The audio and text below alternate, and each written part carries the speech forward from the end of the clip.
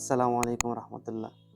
আমার কাছে অনেক বেশি পরিমাণ ফোন এবং মেসেজে একটা টপিক সবসময় আসে যে আমার বাচ্চাটার অনেক বেশি জ্বর, ১০২ প্লাস ১০৩। তো সাপোজিটরি দেওয়া হয়েছে কিন্তু এখনো জ্বর কমতেছে না। তো এখন সিরাপ বা ট্যাবলেট খাওয়ানো যাবে কিনা? তো নাপা ট্যাবলেট বা সিরাপ বা সাপোজিটরি যেটাই বলেন না কেন, এগুলো সবকিছুই মূলত প্যারাসিটামল গ্রুপের ওষুধ। তো একই গ্রুপের ওষুধ অনেক সময় যদি আপনি একই সাথে বেশি পরিমাণ দিয়ে দেন, সেক্ষেত্রে প্যারাসিটামল ওভারডোজ হওয়ার একটা সম্ভাবনা থাকে এবং প্যারাসিটামল টক্সিসিটি হতে পারে। প্যারাসিটামল টক্সিসিটির কারণে লিভারের সমস্যা সহ অনেক সময় লিভার ফেইলিউর পর্যন্ত হতে পারে। এজন্য আমাদেরকে ডোজটা মেইনটেইন করা খুব বেশি জরুরি। তো আমরা প্যারাসিটামল সিরাপ, ট্যাবলেট অথবা সাপোজিটরি যেটাই দেই না কেন, ১ম এ যেটা দিব তার পরবর্তীটা ৪ থেকে ৬ ঘন্টা পরে দিব।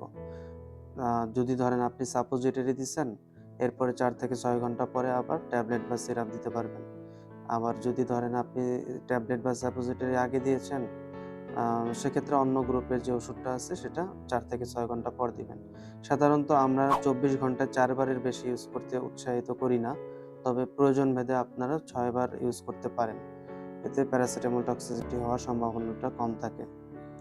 তো ভিডিওর বার্তাটা এটাই ছিল যে প্যারাসিটামল, নাপা সিরাপ, সাপোজিটরি আমরা একসাথে ব্যবহার করব না। প্রত্যেকটি ওষুধের মধ্যে কমপক্ষে ৪ থেকে ৬ ঘন্টার একটা গ্যাপ রাখবো। আশা করি উপকৃত হয়েছেন। ধন্যবাদ সবাইকে।